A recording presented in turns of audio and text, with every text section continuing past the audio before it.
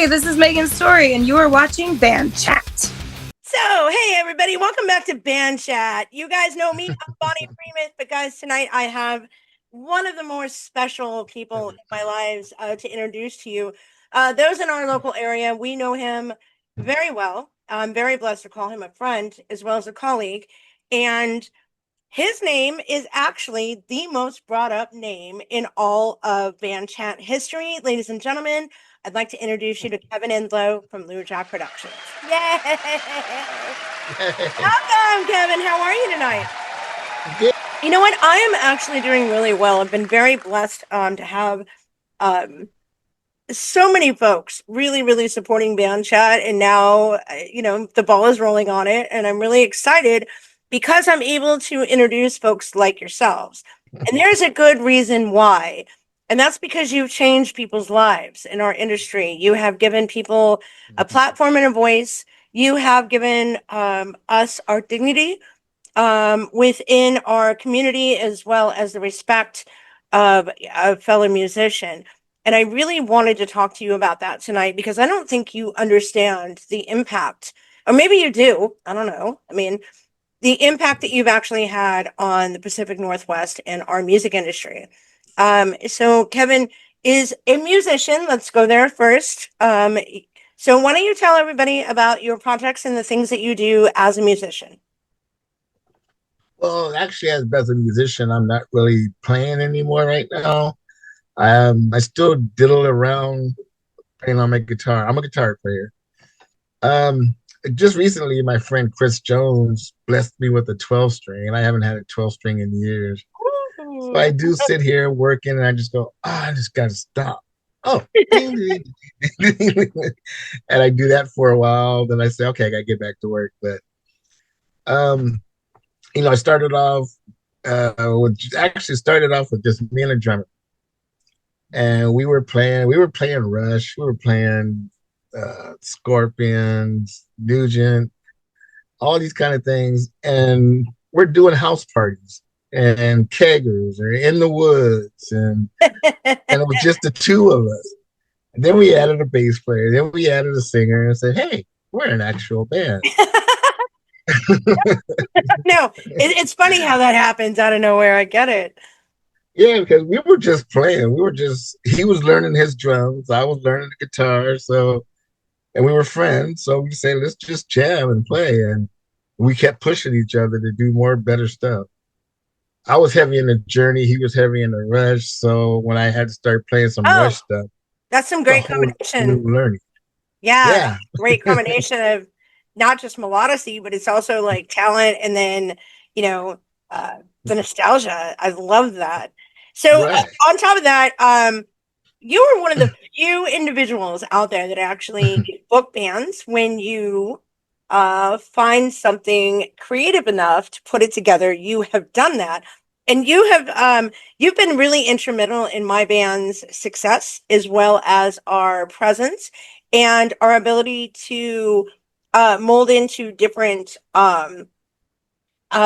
environments, actually. Um, Mhm. Kevin and I met, and it's been on and cracking ever since. Like the man somehow believes enough in our band, and I believe enough in what he does, but there's so much behind that.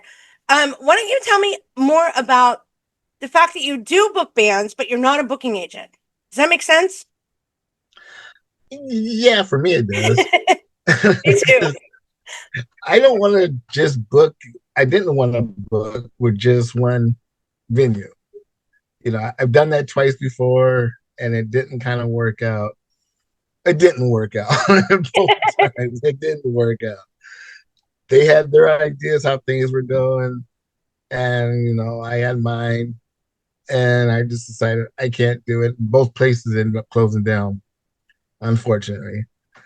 But yeah, I just like to see. I'm at that peak kind of spot there where I know a bunch of bands, and I can go, this band, and that band would be so great doing a show. Yes. Hey, I can make that happen. And Yes. then I just put those three bands together. And I guess it's a little selfish. It's more, this is what I want to hear. You know? No, I mean, and you have impeccable like taste on. You put us with bands that we knew about and we would have loved to have played with them, but it wasn't like a situation where we could have just been like, hey, we know this venue, we should play this set. You actually kind of handpicked specific people, and that you have impeccable understanding of this band does go with this band. This would make a killer show. I'm going to do this. You know what I mean? And Yeah. I have been very blessed to play with some of my like Trip the Wire. Oh my God, I love playing with them. We've played with some amazing folks thanks to you, and you've never steered me wrong. You've never been like, let's put her at this venue with these people, and then two people show up.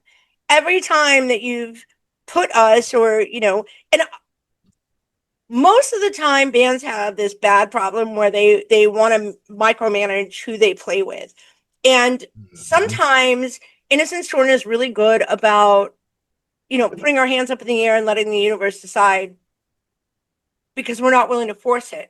You have a really Right. innate ability to hear different genres and different ways of thinking, and then being able to put that into a show, and then taking us to amazing venues. The Real Art, for one, is one of my favorites. It's actually in Tacoma, Washington, and it's absolutely amazing. And I know they just upgraded recently, but the thing is, it's not only are you a musician, but you find what's amazing about other musicians, and your magic comes in, and it just, I don't know how you do it, because we've tried to do that for ourselves. We've tried to match ourselves with, like-minded bands, and we've done a good job of it, but your taste is impeccable. How do you do that?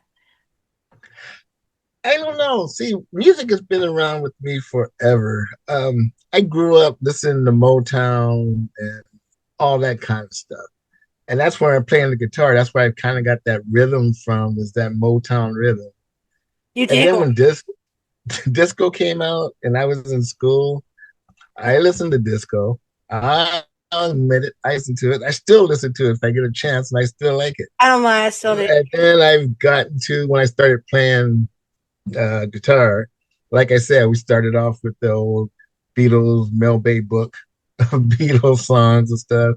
And quickly, I was fortunate enough to be in an area surrounded by a lot of great guitar players. A lot of great.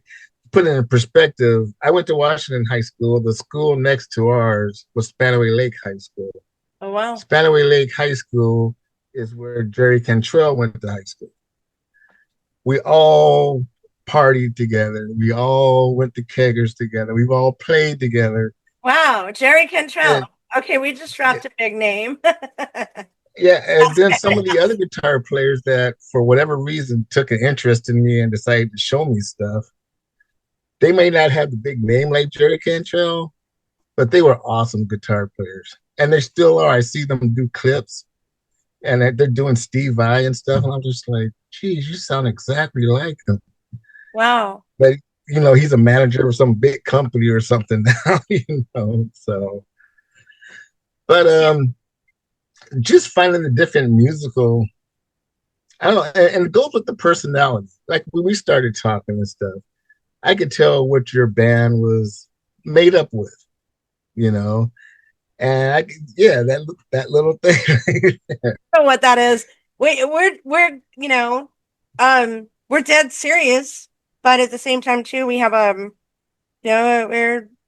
we're definitely coming into our own these days, and it's been a lot of hard work. We're not spring chickens. We know that there's probably better bands out there, but what we're being given right now has been a gift, and that is because we practice our ass off. We literally do everything we can to try to support our community, as well as uh, I guess fellow bands. But I think it's the attitude of the band. The band's like, really, we're so chill. We're just like, whatever, we're good.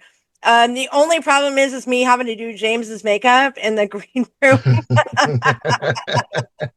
I do James's makeup, and sometimes it's very frustrating because, yeah, I'm not a makeup artist, trust me, but Well, so you know the good thing. Sorry to cut you off, go but ahead. Go ahead. the one good thing about your band is that you're coming to this music world from a lot of different spaces, and it covers a lot of space. So when I was doing the music award, We're and going I'm to gonna talk share about that. We're going to talk about this. that. That has been the biggest subject, and I can't Oh, believe who brings it up. Like, I don't. We talk about it a lot, but we really need to talk about that. Let me interrupt you really quick. okay, go ahead. Kevin Enlow is literally the most selfless of musicians out there, and somehow he found a way to not only touch lives, change lives, encourage bands, give back to his community. He has gone so far to show us how important we are that he started the Washington Independent Music Awards. He did it on his own.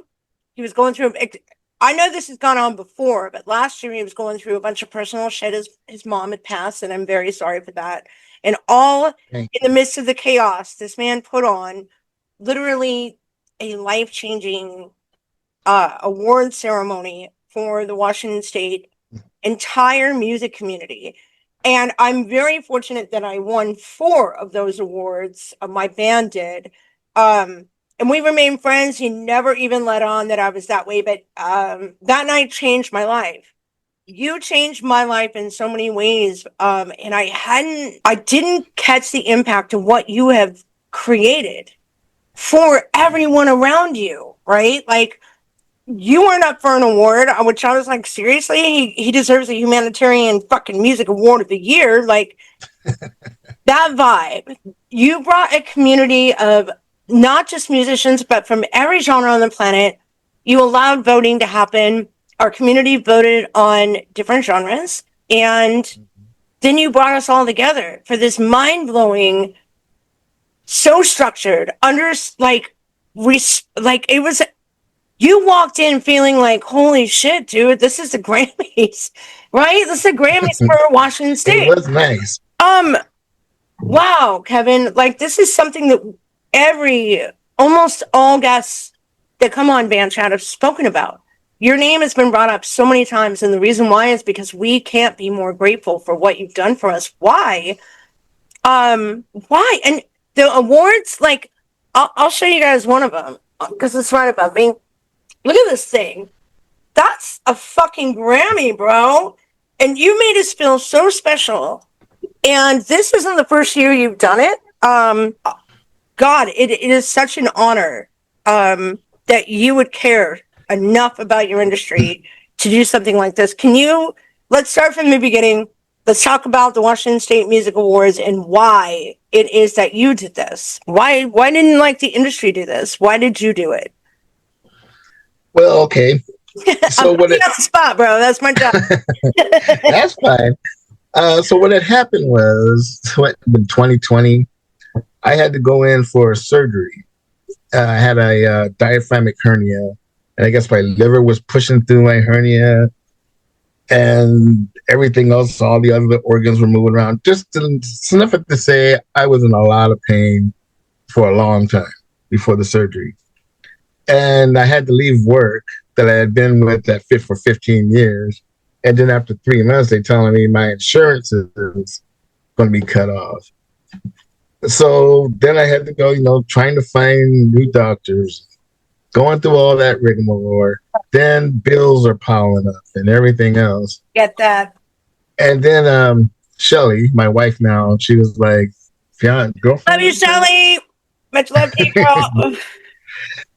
She put out a GoFundMe thing one night when I was asleep. And then I woke up to this GoFundMe on my phone, and these people had donated money. And I was like, what the hell? Because I used to do benefits for other people, for cancer fighting, for suicide prevention, for epilepsy awareness, all that stuff. So I was always the one doing benefits for people. And then I get a call from Mike Burke from Limberlaws. Limberlost. Yeah, we just did an interview with them. And they're my Paul Crosby management alumni. We're right. You guys are all managed by the same band. Yeah, and we had a great time just saying. Jeez, I'm gonna have to look at that one. But and so all this money came from that. Then so another group of musicians got together and they said they were gonna do a benefit for me. Oh. It's all said and done. They had 2 benefits. All these bands, all this merch that was auctioned off, and they gave me over 10 grand at that time when I was like, I'm gonna have to sell the car, kind of thing, For real. And so I decided then that I was gonna pay the community back. I don't know how I'm gonna do it, but I'm going to. My first chance came when I was working at Rumors, old Uncle Sam's. And it was during the 2020 when, we was on that stage where we're at stage 2.5 and you can have 200 people as long as they're 35 feet away. And they got cards and yeah. I hate that. Remember, it seems so long ago, but. I know. It does seem like it didn't really exist, but there was a time where you couldn't even get into a fucking venue without having this card and these blood tests, and it really. And this was even before the cards and stuff. Yeah, it was bullshit. But Uncle Sam's has that amphitheater in the back, and I forgot how many acres it is, 10, 13, something. So I'm like, hey, I could put on a show here, and if people got to stay 25 yards away, that's a piece of cake. And of course, I started booking every original band and tribute band that I knew, and we were starting to have shows, and we stayed in the guidelines, sort of. Hell's Bells, but booked them in there, and there was a picture. I don't know if you remember me, but we met many a times in Anchorage, Alaska, here in Portland, Oregon, at Dante's. Those girls are so badass and yet super approachable. They're the coolest chicks, I think. Outside of the Iron Maidens, I'll tell you, those girls absolutely rock, and they have no idea the rock starism that they are. They're just amazing. I'm blessed to have. Most rock stars don't know they're rock stars. Right, if they're true rock stars, and I get that. I know. So anyway, fast forward, besides the booking of the bands and stuff there, this idea about this award show has been kind of in the back of my head for a while. And I kept thinking of all this negative stuff. It's going to cost too much money. It's going to be too long. How are you going to get all these bands? How are you going to do this? How are you going to do that? Until one day I just said, fuck it. I'm just going to do it. And it just came to that. I was like, I'm going to do this one thing. I'm going to put everything in it to try to give back to the community that gave to me. And we're going to do this one show, and then I'm done. It was not supposed to be year 2. And we're always talking about year 3. Now you're stuck. Yeah, I'm kind of stuck. But it's kind of a good thing because I've got some people that are going to help me to make things bigger, better. And I don't know how it can get any bigger and better. So they take us to this place called the Spanish Ballroom up in Tacoma. Now it's a McMenamins. A lot of people in the Pacific Northwest are very familiar with McMenamins. They're all over. But if you are from other places, just know this is a franchise of like a brewery, badassery. They've got venues from vintage all the way to farm housing. How they take up one of the most haunted places in all of Oregon, in Troutdale, Oregon. But they're music venues. Luckily, not only have I been to that and I've been a booking source at one time, I also played security for them a couple of times during their shows too. I know that they, McMenamins definitely, and each venue has its own special thing, but the Spanish Ballroom, walking into that, I was like, holy crap, you just transported me into royalty. They have a tiki bar with an actual freaking, oh my God, it's insane. Look this place up. It's absolutely amazing. But then their ballroom, when I walked into that, I think it was the first time in my life I couldn't Oh, breathe. I couldn't speak. I was so enamored by what you created there, the ambiance. Um, I think what you I think what I'm not saying is I have never been around that many peers in my entire life who probably didn't know who I was, that respected the shit out of me, and I them. And you brought more than this award show. What you did was you gave all of us the encouragement, the camaraderie, you gave us community. And on top of that, like, you're footing the bill and getting sponsors for all these awards. These awards are not cheap. Let me tell you, people, I got 4 of them. They're gorgeous. Like, what you did, you changed my life, man. And how you did that was acknowledging your independent artists in the state of Washington. And it's just beyond me that one man started this and was capable of doing all of this for so many other people so selflessly. And I wanted to take the opportunity and just say thank you, like, well, you're God, welcome. thank you for caring enough to do this for your community, but even more so, I mean, for not telling me. We were talking for weeks and you knew and you didn't tell me. And I'm on stage. I'm losing my shit. Like, I actually, for the first time in my life, can't talk. And most people who know me know that that's like something, mesmerizing. It's not something they're used to. I couldn't speak. I was so honored to be there. Well, the thing is, so people don't know that we used to talk like almost every other night, late night, about all the stuff going on in our lives. You talk some shit. And I knew you were stressing about the whole band thing. Oh, man. Work. And That's the worst 2 months of my life. Like, yeah. all the voting, because there's a lot of voting. So basically how this really works is you get nominated, right? And you're nominated by your peers, or you're nominated, you can nominate your band, but yeah. At the end of the day, what it really comes down to is you have like this whole month or like 2 months of everybody voting on you, and you don't know who they are. You know what I mean? And I also knew I was going against Josh Kane, who, by the way, we've had a band chat together, and you got brought up. And I was like, Josh, I'm so sorry I took, your, because apparently the year before that he just cleaned house, and I'm like, well, here we are. I was like, but you took metal, bro. Like, you took, and it was such a great conversation.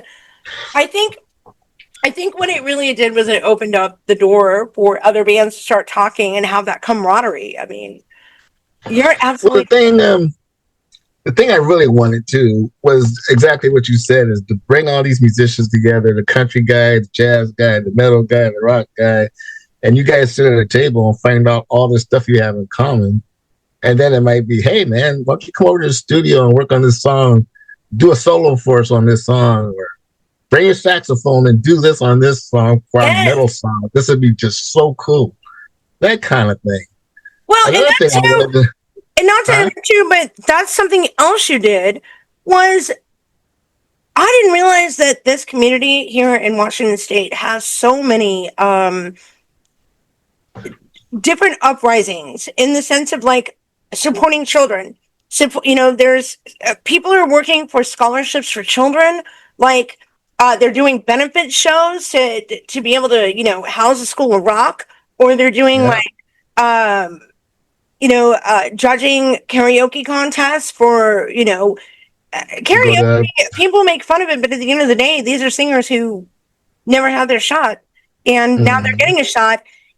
Every band, every musician that you brought there had this sense of community as well, and charity. And that, I was sitting in the audience like, wow, like you guys work with kids, like you guys do benefit shows, you guys do this. I signed up for every damn thing. And you did more for the community, not just for us musicians, but what you did was you brought all of the supportive entities towards the future of our music industry. You brought them forward, and they were able to get, new blood for that cause. I mean, Right. just keeps going. And you're right about one thing. I don't, when I'm doing it and stuff, and even now, I don't really see all that. When I think about that second show, I'm thinking there was a lot of chaos at certain points of that show. Yeah. Musicians hang out. We were texting. I know.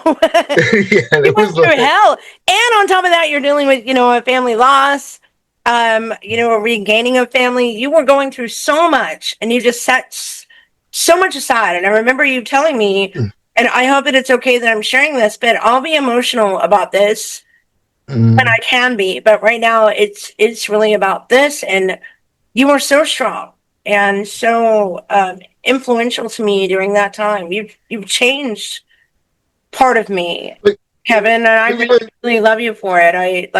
You gave me shots I don't think anybody else would have given, and then you did all of this for other people. And what did you get at the end of the day? I don't know, a bunch of lessons on band chat, little rest for a night. But you keep saying that I changed this for you and changed that for you. You did. I think you already had that. Look how many people voted for you. You won 4 awards. And that's one thing I wanted everybody to, the musicians, to get from that. Because like you, okay, you're thinking about Innocence Torn. What new merch do I got to get? What songs are we writing? What gigs are we going to get? What city we got to go to? How are we going to work that in the work schedule? My thing is, I just sit around and I watch all the different bands. And I watch all these other people. So I just see what everybody's doing. When you're in the bands, you're focused on you going forward. That's one of the reasons why I posted all the results so everybody can see that, you might have lost. You might have got second, third in this thing, but you had 1,200 people say that you should have won, and you just got outvoted. You've got 1,000 fans that you got to remember. You guys got these fans out there. And I think bands seem to forget that sometimes when they're working so hard to get it, to the next level or whatever else. They forget that you've got some hardcore fans because like you said, 2 months of voting and somebody's going to keep doing it for 2 months. What have you done 2 months straight that you didn't have to? It was a stress. Oh, so stressed. I don't know why. I didn't realize, I think maybe how much it really meant to me. You know what I mean? It really meant that, I was, 1, being taken seriously, 2, what I was doing was the right thing, and 3, that other people enjoyed what I was doing. I'm no spring chicken, so I'm just trying to do the best I can with what I got left. And you were one of the few people that see that in me and keep giving me opportunities I could never give to myself. And I fucking love you, man. You're so amazing. So we got about 10 minutes left. Okay. If you could give advice to someone who wants to make it to those awards, somebody who doesn't really have the encouragement but could use some guidance, what would you tell them? That's kind of hard to say because I'm not really in control of the nominations. The people are in control of that. Isn't that great that you're not? And neither am I. Yeah, I just think that rocks. Yeah. All I can say is to keep getting out there, keep pushing your music, keep gigging as much as you can, letting people know what you're doing, and just go for it. And even if you don't get nominated and stuff, it's not the end of the world. You're a musician. You took dead air and you put notes in there and you made something that the other 4 people in your band, 5 people in your band said, hey, that's pretty good. Let's work on it. And then you worked on it. Then you went to pay massive money to record it and time too. And now you got to record it. You're pushing it on wherever to sell it, to get it out there. That's a lot on the band's mind to be thinking about Oh, there's so much stuff that being in a band encompasses. And I've been in a few bands, and I just being in a band where it's like, God, why does he always hit that note? I thought we always talked about this. Don't do that again. Don't hit the crash at the end of the chorus. Oh, But it that's sounds funny. cool. No, it doesn't sound cool. Don't hit the crash. I mean, that's I just some get that. practice. you I know, totally get there's that. a lot of things that, and when I started, I used to do this thing called the Meet the Music, review band members and stuff. And I did that because when I was playing in a cover band, and we'd go to work, get off work, go home, pack your stuff up, go to the venue, put it up, set it all up, maybe get a kind of a sound check, but you can't really sound check because, the football game's on or the baseball game or whatever. So you just kind of get everything together. Then you go get something to eat. Then you go home, change into your rock and roll clothes, come back in with your guitars, and everybody thinks, oh man, you got it easy, man. You just come in, everything's all set up for you. And you're like, dude, I had a shitty day at work. Seriously. Like, Remember last time I came out and played the real art? Like I got off work, like a 10-hour day. I flew my ass up there by myself. Then James is I like, I need remember. you to do my makeup. And I'm like, and then the worst part is everybody thinks like a lead singer doesn't load in, and they've never met me. Like I'm loading in, like I'm loading out in big ass platform boots, mind you. You know what I mean? In a really shitty mood, and I'm not allowed to drink, before a show. And mm-hmm. at that point, I was extremely tired, and yet it was just one of those things where I felt like that's when I knew that, like, I think that night, remember that night? I Yeah, I actually remember was it. like, I actually really started thinking, you know what? My work to the band it's my own. Like, I contribute everything that I can to you Mm-hmm. guys, and you do the same for me. I think playing the real art gave us that night the frustration and then driving home, and I'm just exhausted. I'm like, oh God, okay, and here we go. Um, it was a great night, and you were there to support me. You're always front row. You're always there for all of us. And man, if I could give a humanitarian musicians award this year, and I'm seriously considering it, you'd be the only candidate I have. Like, I really appreciate the person that you are, your friendship. I really appreciate what you see in us and so many other people. And it meant a lot to me to bring you on because your impact on our industry locally has probably changed who we all are. Your impact in our lives. Like, when you go home to meet your maker and they're like, well, why should you get in the pearly gates? It's because look at the people behind me. Because we got you. And you're absolutely amazing, Kevin. Thank you for everything that you've done for our industry, for everything you've done for us, for your constant, your constant support and love, man. That comes from the heart. That's a real musician, and you are definitely a soul brought from the music gods down to the rest of us, and then still find time to play on occasion. So That is so weird. thank you. I don't see all that. Yeah, I just see I'm just a dude That's too putting on bad. some shows. Well, now you have a full ass podcast. Screaming your name. Um, yeah. That's weird too. I'm gonna have to check out your podcast to see who's all talking about. I know musicians hang out. We've talked. Josh Kane. We're talking. Oh my God, Megan Story, Limberlaws. Like, you've got people all over the place that really recognize you as just being. You're just. I don't even know how to put it.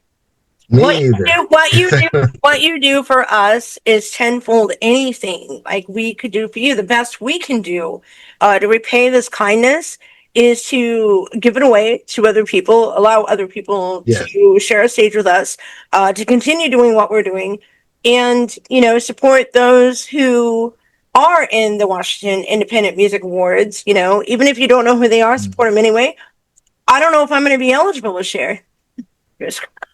Might not be. But you know, I still want to be a part of that. Like, even if I'm not eligible, you know, moving forward, it's one of those things where I would like to, you know, be a presenter, because to allow another person to feel the way that you allowed us to feel, that's how we're going to give back in that way. Does that make sense?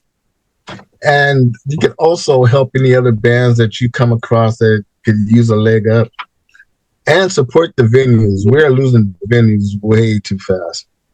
That has also been another subject on Band Chat, that we, you know, especially Portland and Seattle, we were a mecca of music, and now we're down to like very few, if you take original music at all. You know, a lot of them are going more towards the tributes, which I have no problem with that.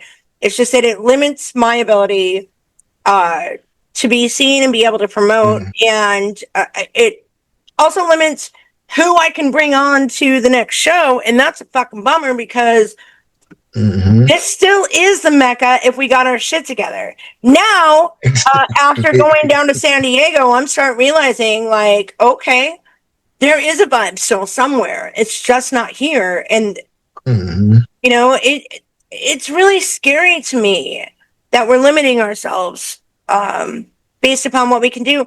So anyway, I'm talking too much. We have less than minutes to go. Kevin, please tell everybody about Lujack real quick. Give us your link. I'll put that in the description below. And I'd like to thank you for your time, for your love, your support, your energy, your selflessness.